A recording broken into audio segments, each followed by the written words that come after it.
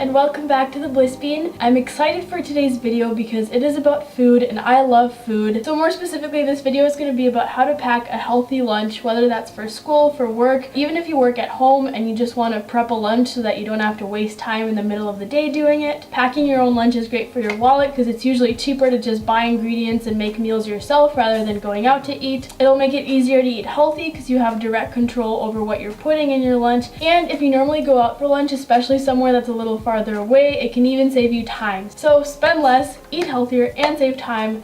Let's get on with it. So even though this video is about school lunches, I felt it would be wrong to not share the drink that actually gets me through the first half of the school day and helps me stay awake until lunchtime. I don't do coffee. I don't really like the taste of it, but more importantly, I just don't like the idea of getting addicted to it. So instead, I drink the lesser evil, which is matcha.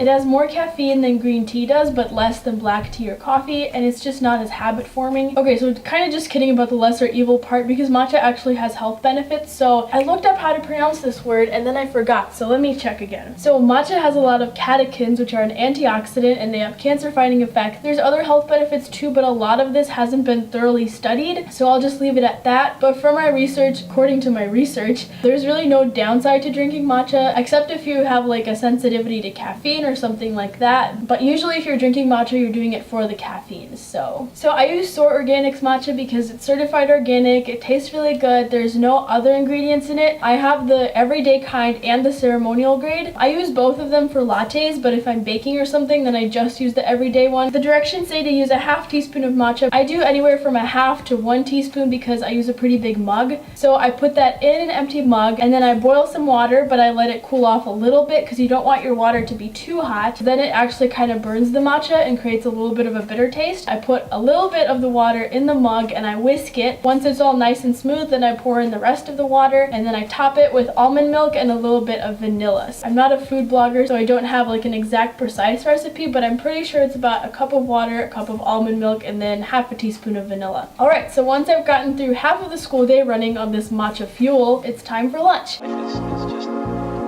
So my best recommendation for packing lunches in a healthy and easy way is to just eat leftovers. I feel like even the word leftovers has a negative connotation, like it doesn't taste good or something, but leftovers are the bomb. I basically eat leftovers every single day for lunch, and it really works out because if you stay on that schedule, then you're still having 3 different meals per day, but you're only cooking twice per day. It's genius. Otherwise, if doing leftovers just doesn't work for you, then I would say the next best thing is to just have a lot of prepped food available.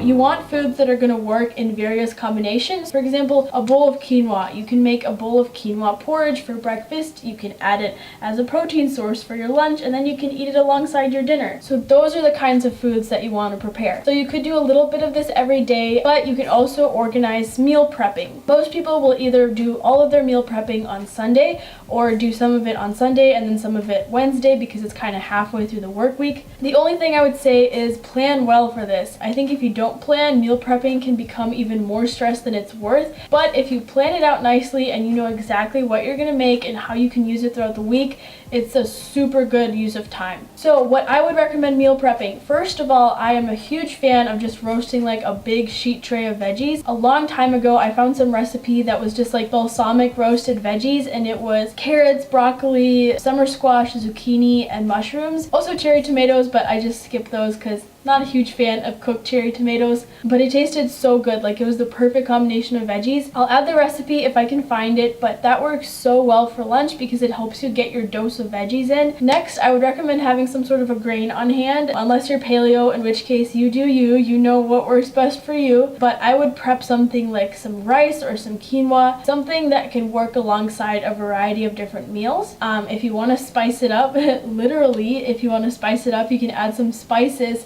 just be creative and make sure that while you're trying to make something that's convenient, don't forget that you're going to be eating this a couple of days in a row. So you want to actually make it something that you'll be excited to eat. Okay, the last thing I would meal prep is some sort of protein. I personally am a meat eater, so usually that's either chicken or salmon. Those are my two favorites. Now, these can taste pretty boring if you don't add anything to them. So what I like to do is rub the chicken or salmon in a little bit of olive oil and then put together a spice mix to put on top of it. I always make way more spice mix than I will need, because then I could just put it in a jar and use it in the future. I don't follow any recipes. I just mix things like cumin, paprika, salt and pepper, of course.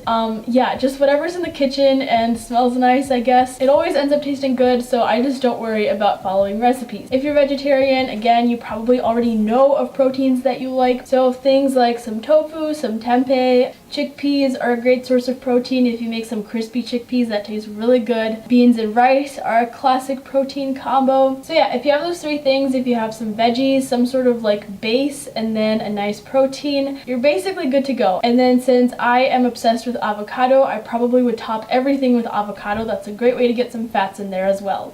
Another option that's kind of similar but a little more gourmet is making a sandwich. Sandwiches are a classic lunch item, but they don't have to be just like a ham and cheese sandwich or a peanut butter and jelly sandwich. You can get really creative with your sandwiches. So to start with bread, I like this brand called Angelic Bakehouse. That's usually the kind that I get. Another good brand is Ezekiel. I've only tried their cereal. I haven't tried their bread, but I'm sure it's good. And last time I went to the store, I also noticed this brand called Dave's Killer Bread. Honestly, there are plenty of options out there. Just look for something that has like whole grains and isn't bleached, doesn't have added sugar. Just look through the ingredients list and that should tell you everything you need to know. For protein, I would go with some like chicken or bacon. Again, if you're vegetarian, like tofu, edamame, mashed edamame is really good. Chickpeas, hummus, which is basically fancy mashed chickpeas. Cheese also has protein, so if you're not vegan, you can use that as your source of protein. You also should definitely have some veggies in your sandwich. Never miss a chance to add some veggies in somewhere. So for sandwiches, I would do like lettuce, spinach, tomatoes, onions. I would also add some fat because it's very important for making sure that your lunch actually keeps you nice and full. As I mentioned, avocado is my life. I would definitely put avocado on every single sandwich if I could, but also like cheese works. I've always really wanted to try those Kite Hill cream cheeses because I keep seeing them on Instagram. They're like vegan cream cheeses that are made from nuts and they look so good. One day I'll try them and then I'll report back how it went. Lastly, if you want to, you can add some sauce. Some people just do a simple like olive oil and vinegar. You could also try mayonnaise, but like a good quality mayonnaise, not the kind of stuff that doesn't even need refrigeration because that is sketchy. Pesto is always a good choice. To make sure that your sandwich doesn't get soggy, I would recommend putting the sauce in between two layers of your sandwich. So like if you have cheese and lettuce, put it in between that. Don't put it on the bread because by the time you get to lunch, your sandwich will be a little soggy, a little bit disgusting. Alright, moving on to what I think is the most important part, snacks.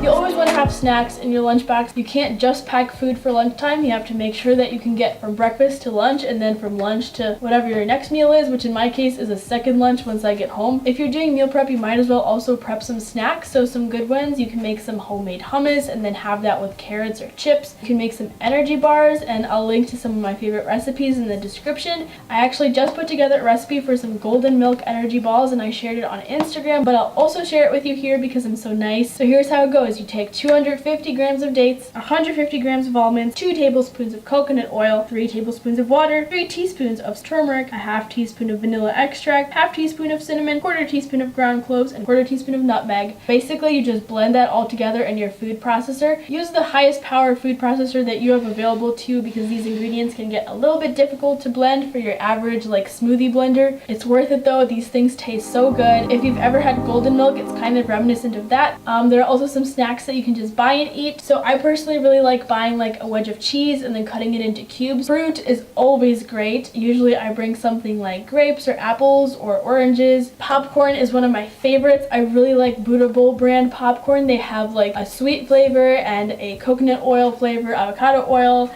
We just got the cheddar one and I haven't tried it yet, but I'm really excited to try that. Nuts are always a good option. I always bring at least a few squares of chocolate. Like that is that's a necessity. There are also some other like packaged snacks that you can get. So I just tried Suncor Foods dragon fruit chips, and I really like those. I just really like snacks that you can easily eat while you're doing stuff, because when you're at school or work, sometimes you're a little hungry and you need a snack, but you're busy, so you can't really like take out something that's going to be messy or distracting. So things like chips are really great for that. Also, sometimes in school I am on the verge of falling asleep, and so snacking on something like that and keeping my mouth moving helps me stay awake. So yeah, that's all my ideas, from matcha lattes to leftovers to prepping school lunches to packing snacks. If you're interested in more healthy snack ideas, I have a blog post that's all about healthy snack ideas for school or work or wherever you might need snacks. And as always, if you enjoyed this video, please like and subscribe and leave a comment answering this question. Do you like leftovers? Because as I mentioned, I feel like leftovers just have a bad rap, but I think leftovers are amazing. So let me know if you are okay with eating leftovers, and I'll decide whether we can be friends or not. So yeah, that's the end of this video. Thank you so much for watching, and I'll see you next time.